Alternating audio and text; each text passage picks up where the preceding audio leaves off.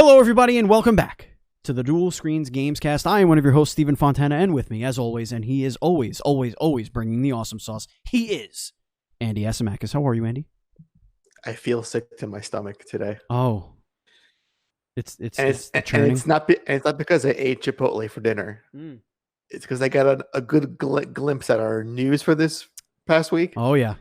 And it's like the scummiest bit of news ever put together on a document. A lot of terrible things are happening. And I guess we have opinions on them, otherwise they wouldn't be on our doc. And I want to laugh now because I will laugh a lot during this conversation. You have to laugh now. You got to get it out. Right. For those of you that are new here, this is the Duel Screens Gamescast. This is a show where Andy and I, we pick out some news that we want to talk about, and we talk about it. It's really all it comes down to. Some video game news.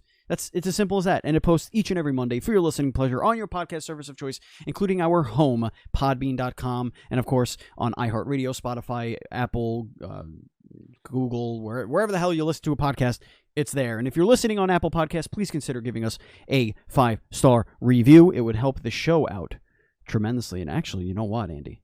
It's been a while since I checked for our reviews. Let's see if we got any new ones, shall we? It's always disappointing when we don't. Right. Okay, let's see. I could use a bit of. Oh, okay. Nothing that I see, but I could use some words of encouragement today, but I guess that's right. I guess not. It's not gonna happen. That's right. Okay. So we do record this live on twitch.tv/dualscreenstream. So go ahead over there, give us a follow. And if you're watching right now on twitch.tv/dualscreenstreams, hit that follow button. You know, it won't hurt. It won't hurt. I'll wait. I'm waiting. All right, I'm done waiting. Folks, we also do other shows right here on this very same channel. We have the Duel Screens Podcast. That's an interview show where we bring on a video game industry guest, programmer, an artist, sometimes voice actor, whoever it is, and we get them on a show, and we just talk to them for like an hour. And that posts each and every Thursday. And then we have seasonal content. Right now, we're in the middle of season of Duel Screens Versus. And we actually have a little bit of an announcement to make. So for those of you that are here, that are listening, or are watching live, you're actually getting this announcement before all the other people in the world. And me also. No, you know about it. Oh, do I? Yes, this is about our Patreon. Oh, okay. I thought it was a Duel Screen Versus announcement, like who the next moderator is going to be. No. I'm still working on that. I'm still trying to get a very specific person. Okay. Yes, so we're making some changes to our Patreon. We are removing the $25 tier, and instead of doing a Google Hangout with our $25 people, which we'd still have many to record, it's just a scheduling thing. It's not always us. What's going on, Buzz? Thank you for joining us, and thank you for the raid. It's not just us. It's scheduling with sometimes five other people.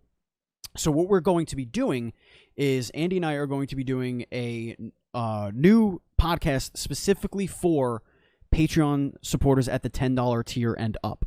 So we are going to be doing the Retro Game Club as its own podcast. It'll be a monthly podcast where in the beginning of the month, we're going to put up two games each that you are going to vote which game it is.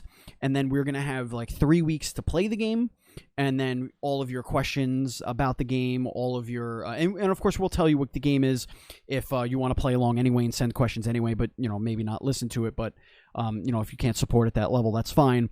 But we're going to be doing that for the $10 tier starting in July. So those topics should be going up any second, but we have to update the Patreon, and we will be doing that. And speaking of Patreon, if you want to go there, it's patreon.com/NDS podcast, and we want to thank our producers, FNH Paul and Colton the Apprentice Nestler. We cannot continue to grow without all of your support, so thank you very, very much for supporting us on Patreon. All right, Andy, it is time for Adventures in gaming.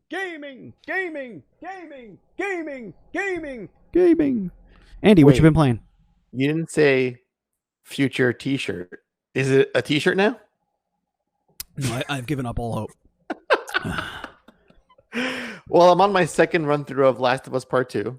Okay. And I'm going full guns blazing, fuck stealth, fuck all that. Absolutely. Of course. I'm on a full murder mode with guns ablazing and that's good. Molotov cocktails. I also played a new game, a little horror game called Adam Lost Memories. I've heard of this game. Which is a first-person horror game that's based on the developer's own child abuse experiences. Interesting. That's great. Okay. Yeah. It is creepy as fuck. It's in early access now on Steam, but I recommend it. And it's on sale too for like $11. Interesting. It's puzzle based. They're not like too difficult, and they're not too easy as well. Great atmosphere, a lot of mazes. Okay. I'm seeing so far. But yeah, it's creepy. Well, mazes are horrifying. Right. And it's a one-man developer team, so that's always cool to see. And nice. Some really high impact subject matter. I went I actually played a little bit of Ubisoft's new Battle Royale, Hyperscape. How was that? It is okay. I've heard mixed things. I could see why a lot of people enjoy it. It's basically Quake, but like in the future and a Battle Royale. Like it's very vertical. Like you're jumping all over the place, like super vertical, like shooting, with these cool futuristic guns. It has a lot going for it. I love the way it eliminates areas of the map. It doesn't necessarily do like circles like all these other Battle Royales do. It kind of, so you're in almost like a virtual reality, and areas like crumble, like they break down and like get desynced and like they disappear. But it's like different. It's like sections of buildings will disappear. So you're constantly moving, but it's not necessarily a circle. Sometimes it's like a strip of buildings that end up being the last place to play and stuff like that. So yeah, you're like double jumping all over the place. You can pick up powers. You can pick up like abilities that are scattered about. Like one of them, the one that I like the most is the teleport ability, because it lets you, like, you can look up, hit your teleport, and like zoom all the way up or like hit it across, and they all have cooldowns, which is cool. There's like healing abilities, shield abilities, stuff like that. The weapons are really cool. Some of them are impossible to use in the style of game it is. Like a simple handgun or like assault rifle is like impossible to control when you're flying all over the place and everybody's just jumping all over. It's very, very three-dimensional, as opposed to like a PUBG or an Apex Legends or Call of Duty, where it's all kind of, simple horizontal plane kind of thing. I mean, you have people that parachute in, but they're not willy-nilly going up, going down, whatever. So I enjoyed that. I think I'm going to wait for a console, because controlling that crazy up and down all around, spinning through all that stuff with a keyboard and mouse was a little difficult for me.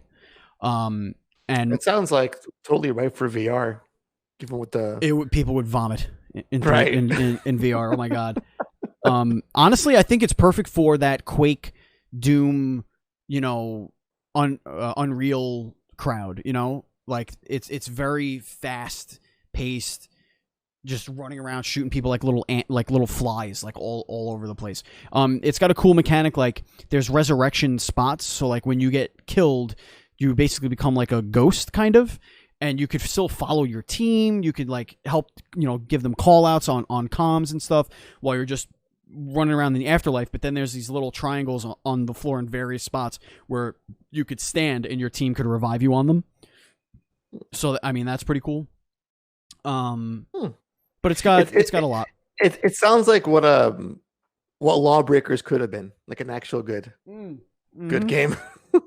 Yeah, I mean, we'll see. I mean, I don't think it's hard to tell, because you didn't really get a good taste of what they'd be offering as far as, like, I don't want to say the word battle pass, but like that kind of model. Like you don't see, I don't see what they're gonna, like, there's skins and stuff, which I guess is fine, but you pick one of 8 generic skins that have a voice attached to them, so I guess you'd be customizing that a little bit. I mean, it seems like that kind of thing might be a little Fortnite-like, which I never really cared for. Like, I didn't really care for unlocking stuff in Fortnite as much as I did in Apex, because those are like character-specific unlocks. Like, you can get specific costumes for specific characters and stuff like that. So, but I mean, hey, listen, it was doing well over the weekend. A lot of streamers were playing it. A lot of those pro streamers were playing it, and they were really good at it. So it might hit a home. It might be dead on arrival. I don't know. We'll see. Alrighty, we'll see. Sounds good. All right, let's scroll. Is that all I was playing? Yeah, that's pretty much all I was playing. I haven't gotten back into. Oh no, I actually jumped back into Control. Thank you, Lord Jesus. Yes, so I kind of want that back at some point. So here's what happened, Andy.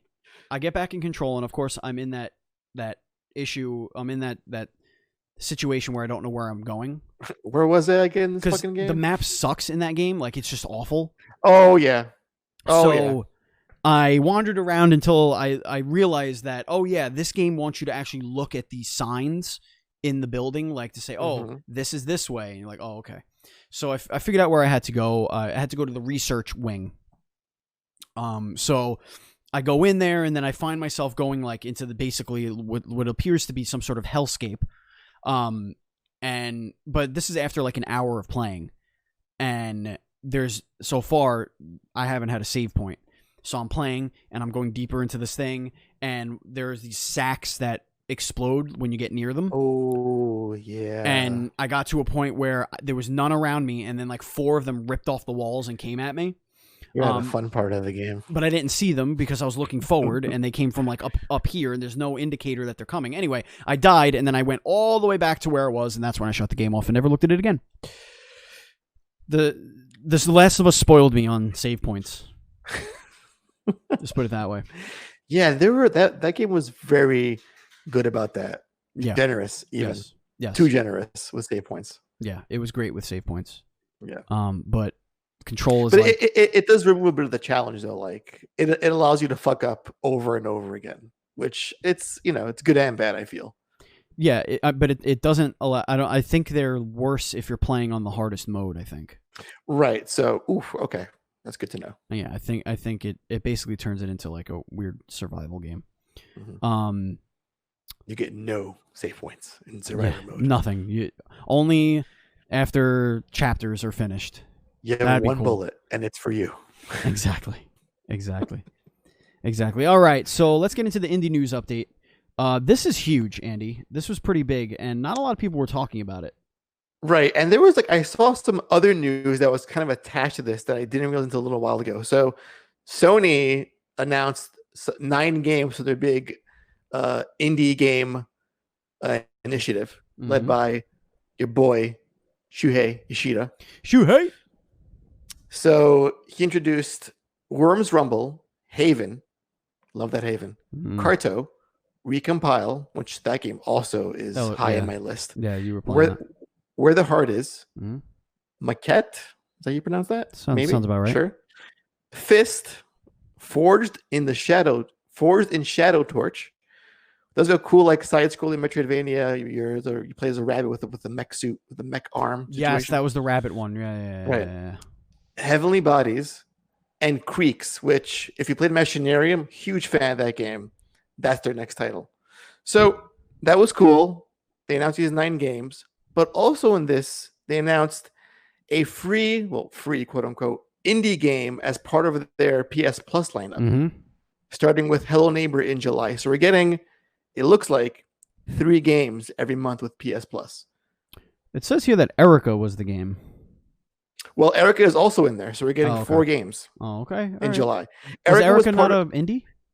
Erica is, but that was part of it's been 10 years of PS Plus being a thing. Right. Okay.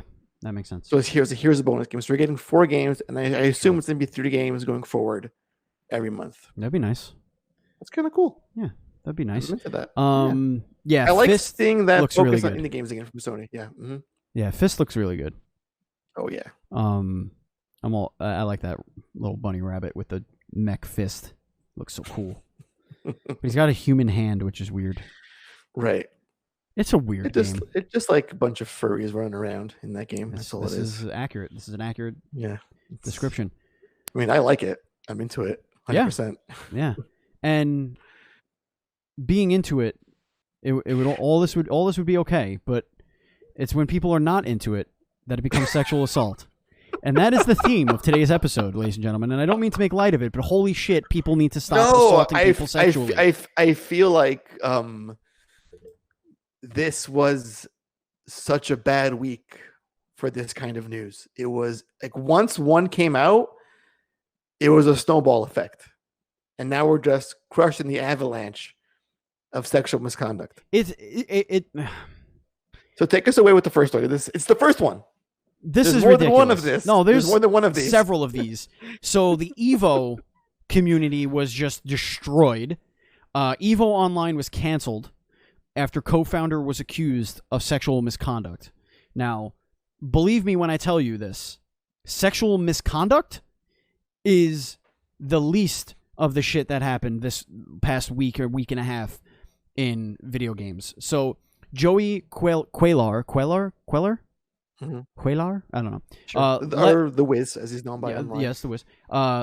Left the company. So this is essentially what happened was after this news came out that, of the accusations against him, which I'm not going to get into. Bad dude does bad things is kind of like the highlight of this. But the first thing to happen was Mortal Kombat and Street Fighter dropped from EVO Online. That was the first thing. Then the third one was our friends over at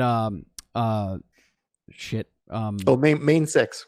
Yes, at Main 6 they pulled out, which I was like, oh, okay, well maybe this is a big deal. And then almost immediately after that, the entire show was canceled, which is huge because the fighting game community relies heavily on EVO, to kind of keep things together. But apparently this is not like an isolated incident in the fighting game community, because there was also other game. I'm sure we'll get to that, but this is from The Verge. Fighting game tournament organizer EVO has canceled EVO Online and removed its co-founder and president from the company after serious allegations surfaced about his past behavior. The long-running esports event has previously been scheduled to take place in a new online-only format starting on July 4th due to the coronavirus pandemic. Yes, of course. Here's a little quote here. Joey Cuellar will no longer be involved with EVO in any capacity, said Tony Cannon, another of the organization's co-founders. He'll act as CEO going forward. Cuellar apologized in a tweet and said he was, quote, not proud of his past actions. So that seemed, at least he admit that something happened here. The announcement of the event's cancellation came less than 24 hours after fighting game player Mikey Crackporn Pham alleged that Cuellar had behaved inappropriately towards him and a number of other teenage boys in the 90s and early 2000s. Following the allegations, multiple companies pulled out of the event, including Capcom, NetherRealm, Bandai Namco, as well as players and commentators, according to PC Gamer. So yeah, that's pretty much the gist of it. Holy crap, dude! Did you read Mikey's tweet longer about this? No, his whole no, I didn't. No, dude, that is just the most unnerving thing I've ever read in a long time. I almost want to advise folks to not read it. It's that disturbing. Yeah, I don't. As much as I feel like those descriptive type things are really good for two groups of people. They're good to read for the victims who other victims who haven't come out because they're ashamed of what happened to them. They could read in detail that this shit has happened to other people, so it might give them the courage to at least speak about it. Maybe not publicly, but at least speak about it to someone. Like those people it's good for, and it's also good for the people who employ these monsters.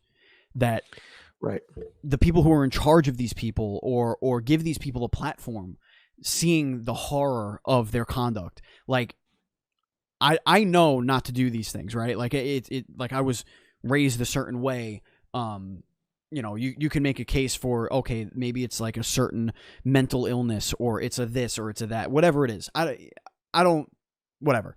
But I don't buy it. I don't buy his apology. You were caught out, so that's what happened to you. You were caught, and you had to essentially face up to it.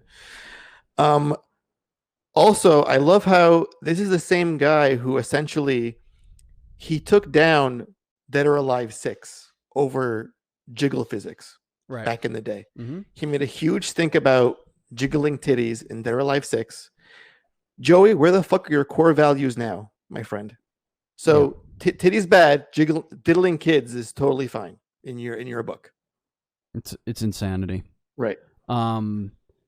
So to keep with the craziness here, let's go down to my other one that I put in here. My other two here. The other two, great, fantastic. Yes. This is from GamesIndustry.biz. Ubisoft's Maxime Belland Bilan, I don't know, resigns amid abuse allegations. Tommy Francois is placed on disciplinary leave. One unnamed Toronto employee is also dismissed. Ubisoft's vice president of editorial, Maxime Bellan, has resigned following the allegations of misconduct and abuse made against him. In a statement to GamesIndustry.biz, the publisher said Bellan's resignation was, quote, effective immediately, adding that, quote, despite his resignation, we continue to investigate the allegations made against him. Good, because you should be doing that. It's not just fire the guy, it's not cancel him and forget him. You have to keep going. It was reported earlier this week that both Belland and Vice President of Editorial and Creative Services Tommy Francois, who also faced multiple allegations, had been placed on administrative leave while Ubisoft investigates. The publisher has now said that as of yesterday, and this was on the 4th of July, so this was on the 3rd that all this happened. Francois is now on disciplinary leave, quote, pending the outcome of the investigation. The statement adds that one unnamed individual from Ubisoft Toronto, where Belland was based, has been terminated for engaging in behaviors that do not align with what is expected of Ubisoft employees. There are other investigations currently underway, which Ubisoft assures will be, quote, conducted rigorously. Quote, Ubisoft will not tolerate workplace misconduct and will continue taking disciplinary action against anyone who engages in harassment and discrimination and other behaviors that infringe on our code of fair conduct, the statement concludes. Earlier this week, Ubisoft CEO Yves Guillemot published a public letter detailing changes the company was making to its editorial team following the allegations. The publisher has now appointed a head of workplace culture and is seeking a head of diversity and inclusion to suggest and implement significant changes. So one thing I want to say here about this. Now, obviously, we don't know what the extent was. It could just be like verbal abuse, just terrible management. I want to read this sentence again, this sentence again, and then I want you to tell me who should be doing this. The publisher has now appointed a head of workplace culture and is seeking a head of diversity and inclusion to suggest and implement significant changes. And I'm kind of leading you here a little bit, but doesn't that sound like what a fucking HR rep should be doing? Right. Exactly. It makes you wonder what kind of culture are you fostering there to begin with that allows it to happen? Why do you need to have someone tell you what not to do in the workplace? Right. Now, exactly. It's exactly what the fuck HR is. What else are they going to do? And that's the problem with HR for companies in general, is that HR looks out for the benefit of the company, not the benefit of the employees. And that's a huge thing, and it's something that I've been saying forever. If you want to change things like forced overtime, crunch, you don't necessarily need a union, although unions would be great. What you really need is HR that is third party, that is separate, that is paid for by both like a percentage of salaries plus and matched by the corporation or whatever, that is completely independent. And only then do you have people that actually give a shit about what's happening to people. I've worked for companies where the HR rep was my manager, was my direct manager. That feels like a conflict of interest. And they say to you, okay, if the problem is with the manager, go to their co-manager. No, there was no HR. The only HR in the company was in the corporate office, which was in Florida. So my office or branch was in New York City. My direct HR contact was my manager. And there were two other co-managers. So if my problem was with one of those managers, I'm supposed to go to the other manager. If the problem is with all of the managers, I have to go to the owner of the store that I was working at. If the problem was with the store I was working at, I had to go to the regional manager. At what point does somebody who won't look bad take care of that problem? Now, at what point do you go to the assistant of the regional manager or assistant to the regional manager? But my overall point is you can't expect an HR rep to do what's best for the people that they're representing, because the people that they're truly representing are the logo that hired them. Listen, I worked for several high-profile companies, and I know from experience when it comes to especially sexual misconduct or harassment, it's always about, let's keep this quiet, let's get you paid, and let's get you out of here. Right. That's the protocol for that. That does not address the underlying issue, because this person who has done these misdeeds, right, they've not been taught. They still work there, and the culture that manifests around that still exists. Or they're just paid to go away. They're paid a ton of money to go away. Right. Like I know I've worked somewhere where somebody had it was semi-serious allegations.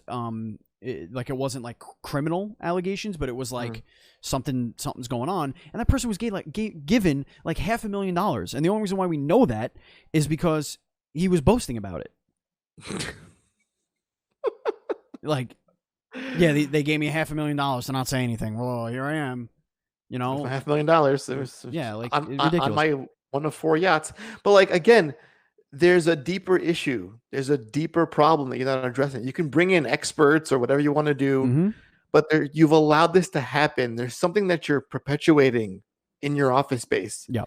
That let this go by. It's the same with Evo, and the same with our next story, which is Smash. Yeah. Something is allowing this to happen in some way, and no one is saying anything about it, and it's making me fucking angry. Because people are monsters, and they won't stop themselves. No, they won't. The more they get away with something, the more they have to do. If you're a monster and you're getting away with it, why would you stop?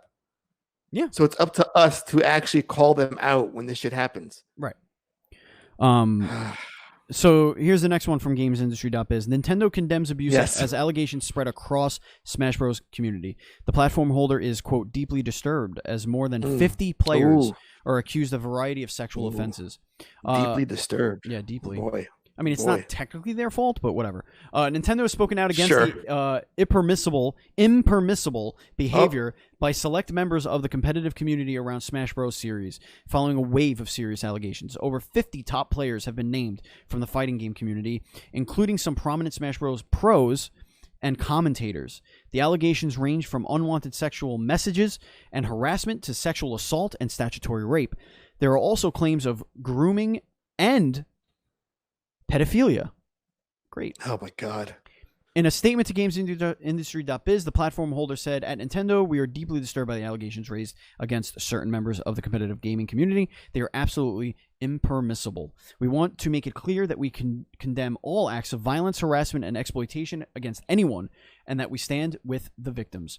More than half of those named have issued statements either denying or confirming these claims, adding their own accounts of the events in question. Or denying and then confirming. That was with what's his face? Zero. He's like a top like broadcaster. Zero, yeah. I think that's his handle. I forget his actual name. Zero was a player. Zero. Right. He was a player that I think he went to actually be like a caster. I don't know that part, but I read his whole apology thing. Right. And it's right, but it was. It started. But he first denied it though. When the first one came out, he was like, "This isn't true," and then as more came out, he was like, "Yeah, this is all true." Yeah, well, they had receipts. That was the issue. They had screenshots. That's what it fucking took. It took actual proof. Right. Now, I'm not discounting the fact that he himself went through abhorrent things and never actually, became an adult in any way, shape, or form, and then all of a sudden was a famous person. And that's what happens to a lot of people like this. Is like you go from being locked in a room essentially by yourself with no social interaction for years, and then all of a sudden you're like a million people know who you are. And well, also the thing is, everyone gets older, but no one actually grows the fuck up. Right. Is the other problem. Exactly. Right. So like there were among the offenders was Smash Bros. Player Nero Quizada. His team, NRG Esports, has released a statement confirming the partnership ended. This morning, we made aware of this disturbing information involving Nero. The statement reads, "We take these situations incredibly seriously. NRG has severed all ties with Nero." Now, one of the other things that I want to bring to the forefront here is that all of these allegations... especially the ones in the actual gaming community, all of these allegations happen around that same time that Dr. Disrespect closed his stream and left and got banned from Twitch. Oh boy, we're going back to this place again. So, again, it adds a little bit more credence to the possibility that something real bad is going on with a lot of these Twitch streamers. But I digress.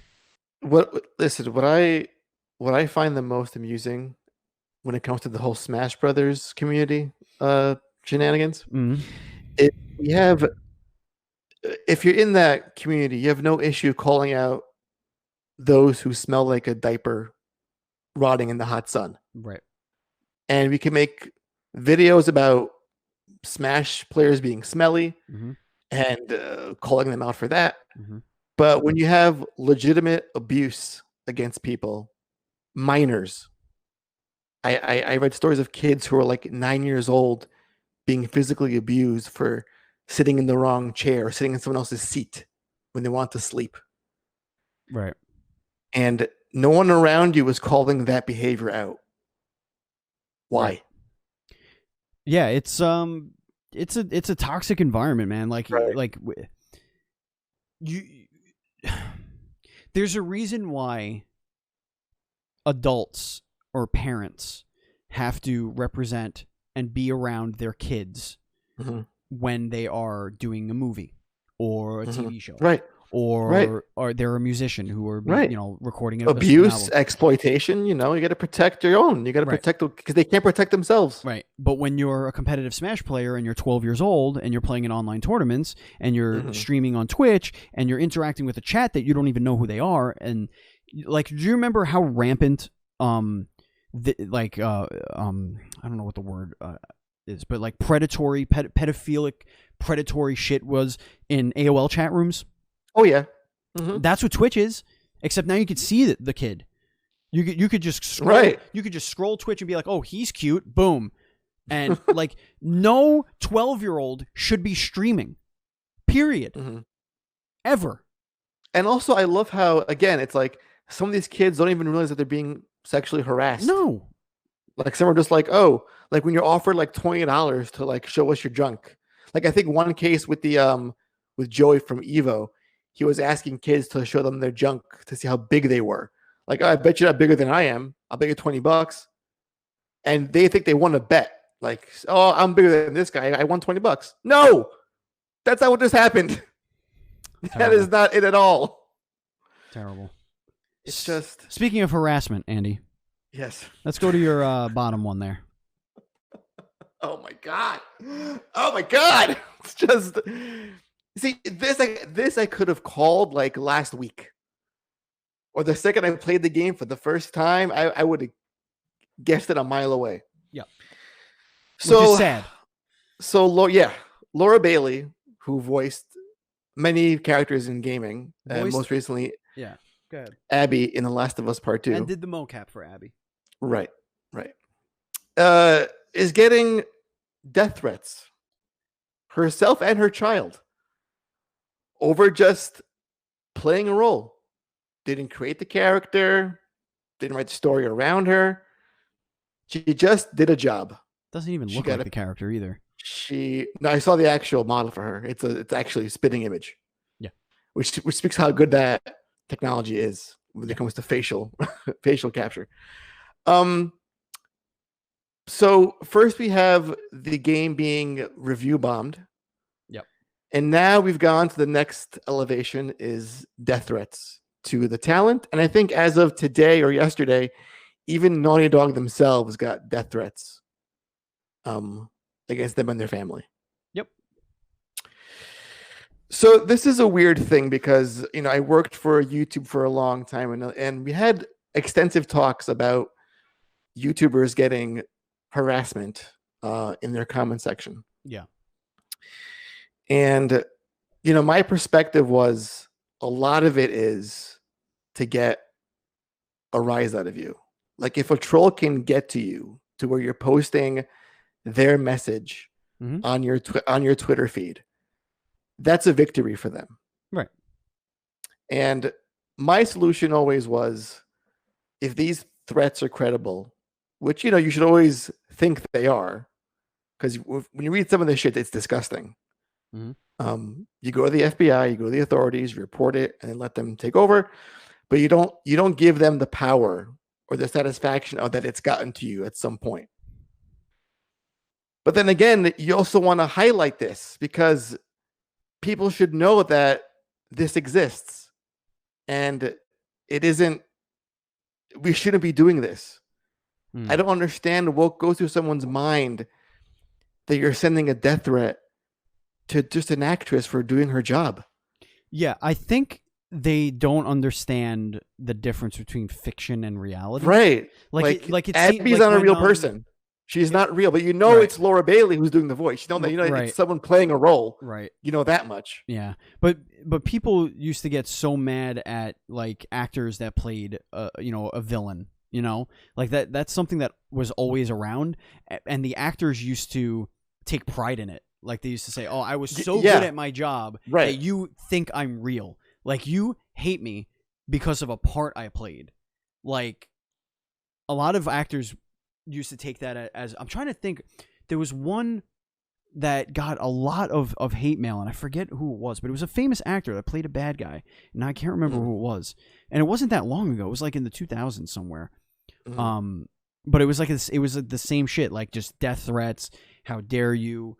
But like I'm gonna kill you because of what you did in The Last of Us Part 2. I'm gonna find you where you live and slaughter you for what you did. Mark my fucking words. I will stab you. I want hope to your say you should die by hard cancer. By hard cancer. I will find you and I will kill your kid for that. Just wait. I will stab you. Fuck you, dumb. Go fuck yourself. Like just crazy stuff, man. Just absolutely abhorrent stuff. And I'm sure there's more here too.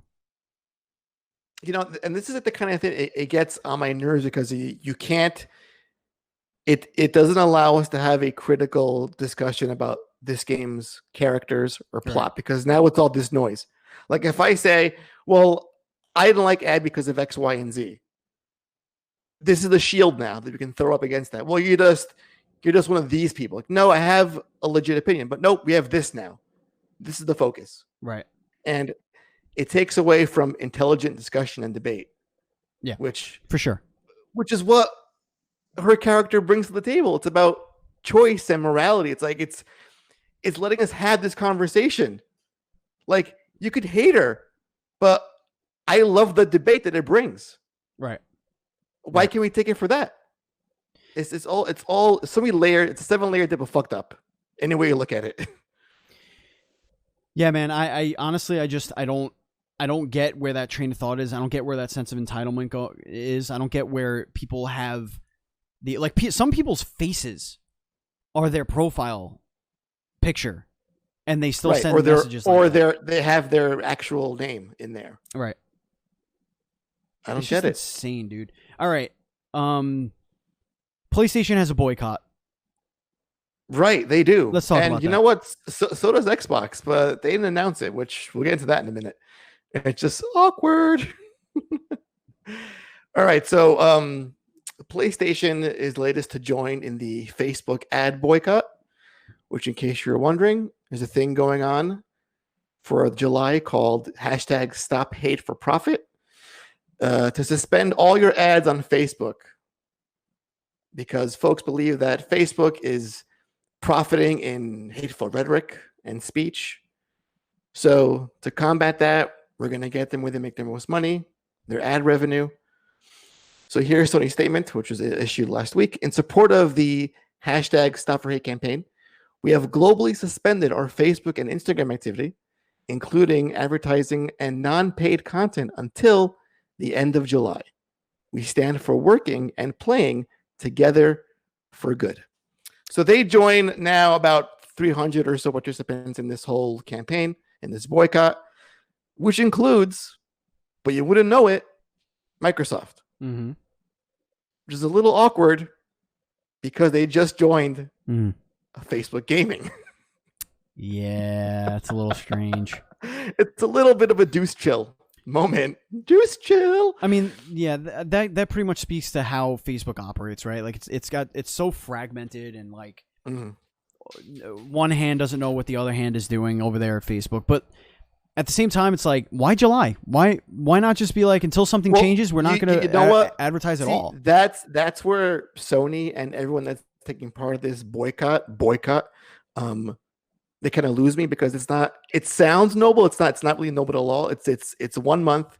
If it was postponed indefinitely, Mm-hmm. then I'll get on board. But a month, you're gonna ramp up for your PS5 advertising and your Series X advertising in like August or so. Yep. So what? You save some money for a month essentially. Should I applaud you saving money for a month, Sony, Microsoft? Yeah.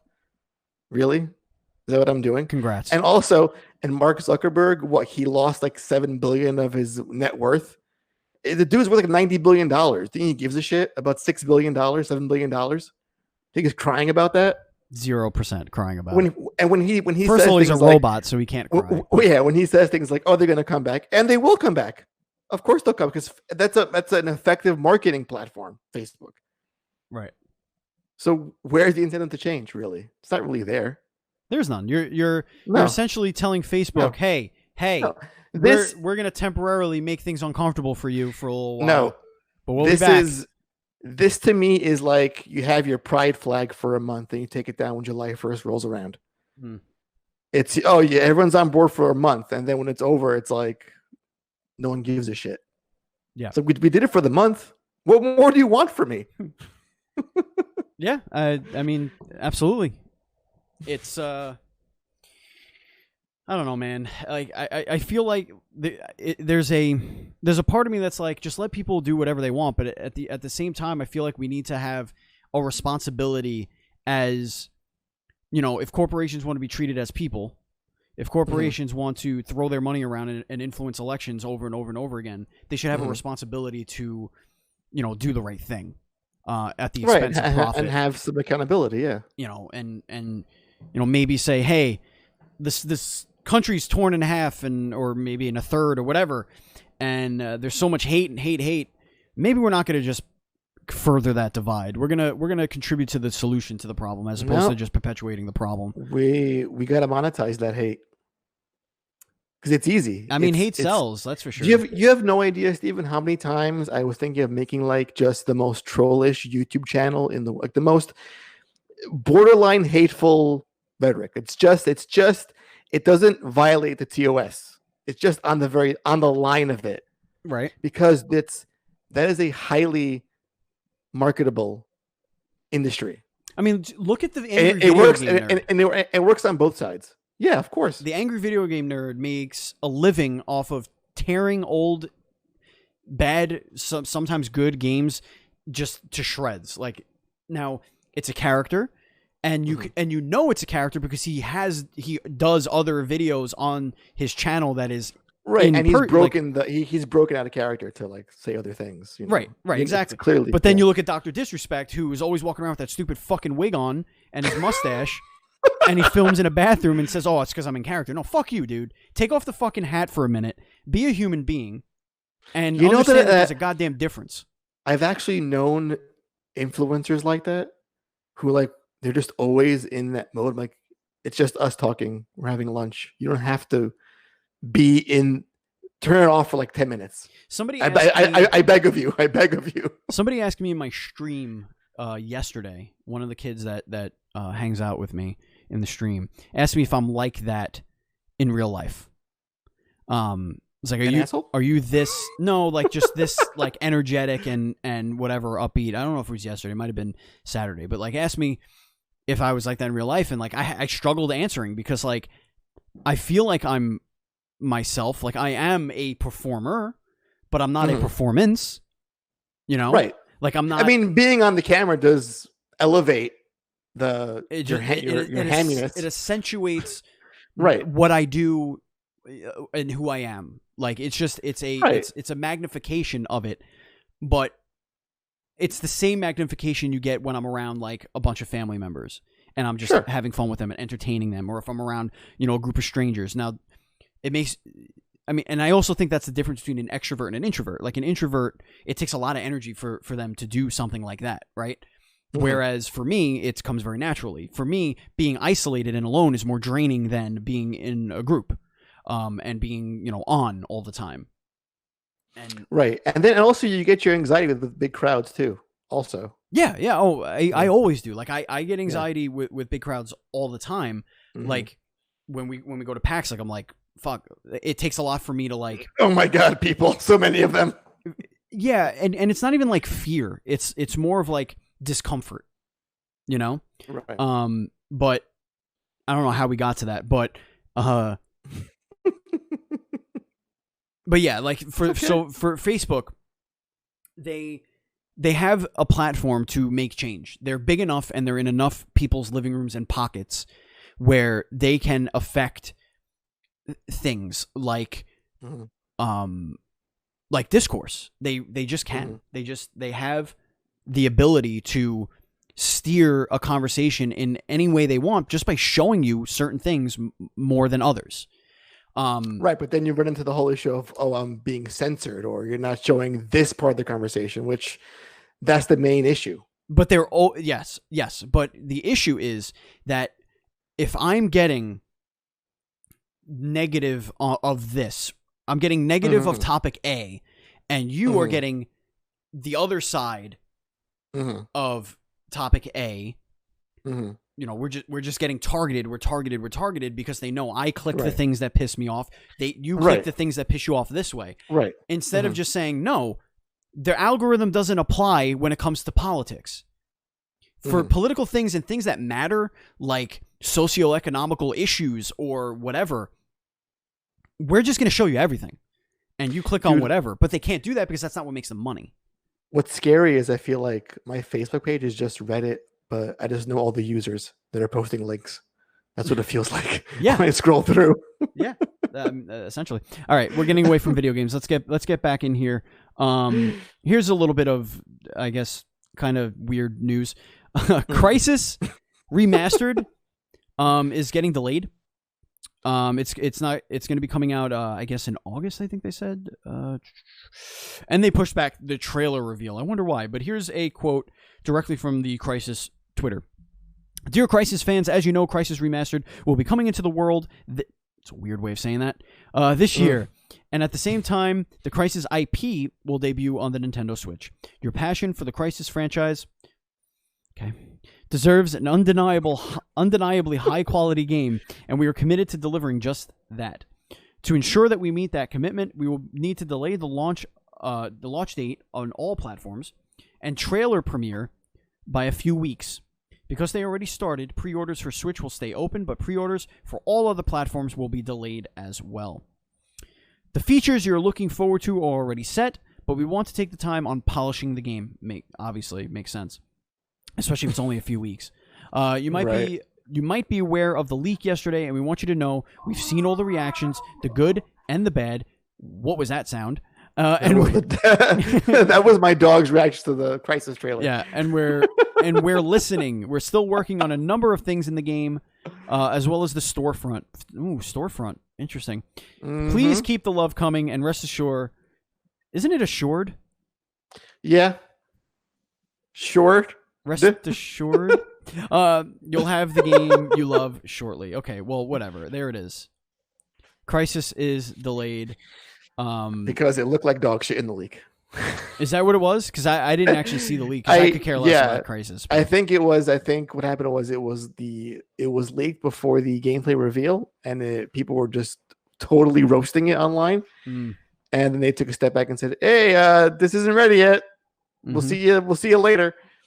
It's just funny how you have what was once the industry benchmark for graphics is now just like we can't even come close to what good graphics look like. So I know. We'll be right back. I know. Oh, man. Well, that's a thing that happened. Yeah. Here's a big topic. Go ahead, Andy. So you ever get a phone call from like one of those telemarketers, or like you've had your social security number is blocked, or it's no longer in use because of some federal charge against you because they found your blood in someone's car, like in Michigan? And you know it's a scam. Sure. Like you know it's a scam. This also feels like a scam to me. Okay. when I read this. So we have confirmation that I think we're thinking for a long time that next gen games will cost $10 more than what they do today. And they should. Right. So NBA 2K21 is going to cost $70 They're the for first next ones gen. to come out and outright say it. Say it.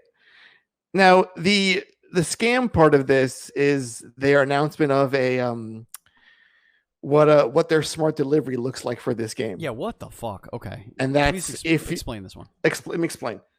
If you want to buy a 2K21 for your PS4 or your Xbox One, and you want to upgrade to the next gen version, you can do so, but it will cost you $40. 40. Apparently, if there's a $99.99 version of this game, which includes, this is the Mamba Forever Edition. This is milking off of Kobe Bryant's death. It'll get you the current and next gen version of the game, which to me is just, this is the most scummy thing I've ever seen in a while.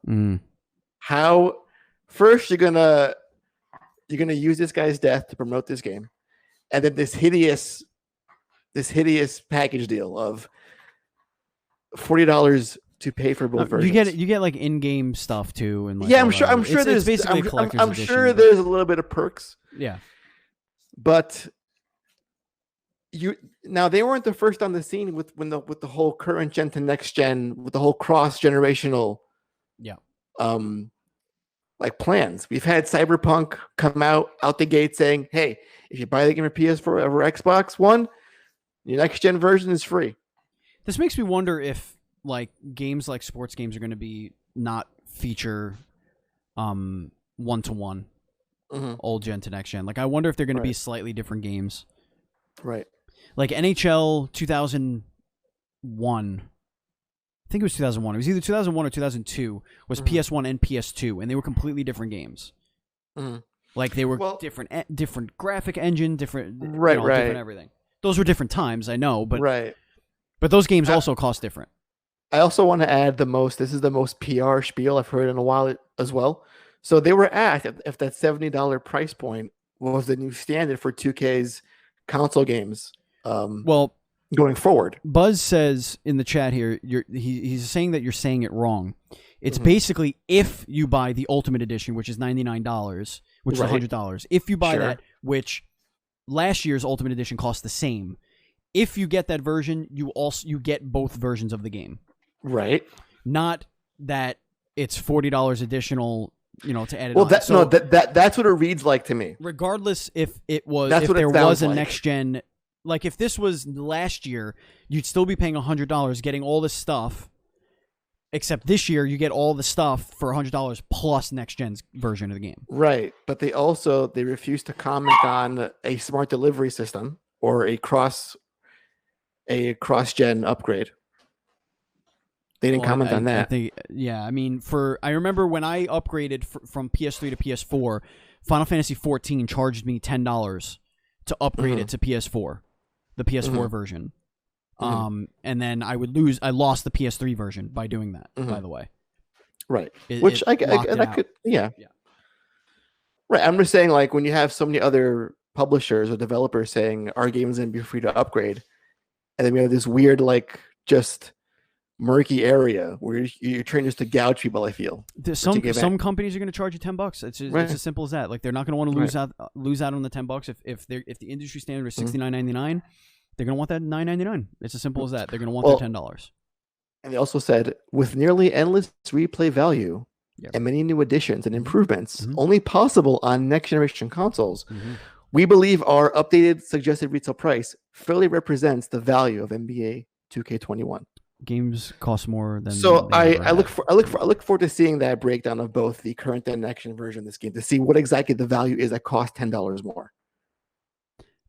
Again, I think $60 is too cheap for PS4 games. So, I think games should have gone up to $20 over the last 25 years. Listen. The debate's not the price. I mean, that I think we all saw it coming like a while ago. That there'd be a price hike in games. Yeah, given next gen. I'm okay with that, and it's nice to get confirmation. I feel like this is like a semi confirmation of what's going to happen going forward. Like, I think all these cross-gen games will be $60 for the most part, and then everything that's only next-gen will be $70. There is no better time to do this, Andy, than this generation because GameStop's going bankrupt. Oh yeah. So people are going to be buying digital way more. So Mhm. they're going to be paying full price for games now for much longer. Like, there's no better time to do this. You can't sit there and just wait for a game to get a used copy now to save your $5, whatever.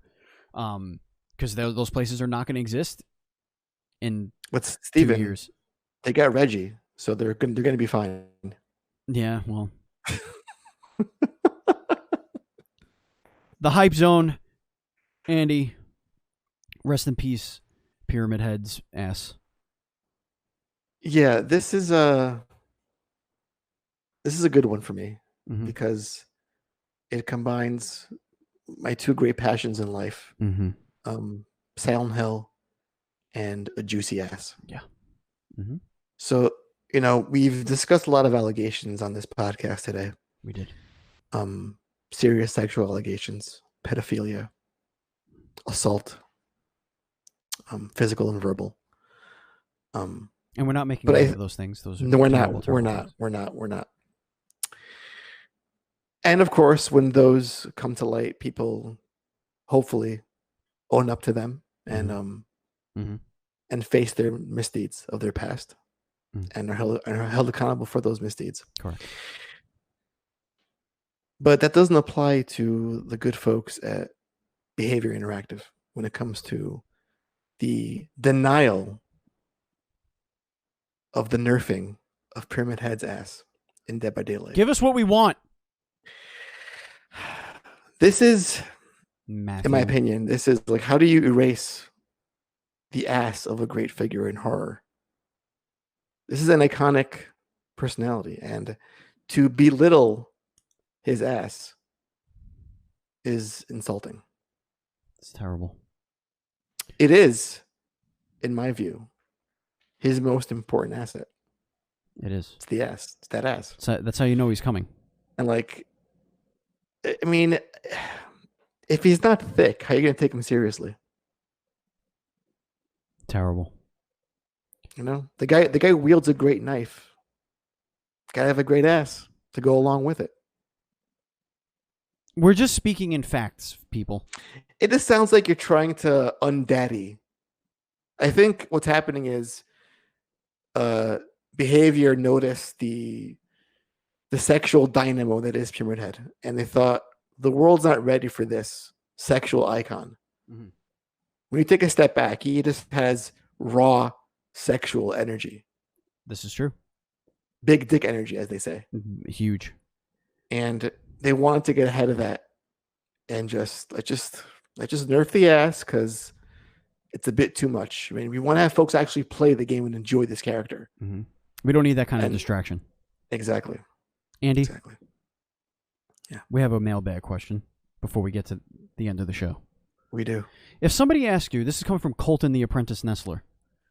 If someone asked you if you wanted a burger, would you think of a cheeseburger or a hamburger?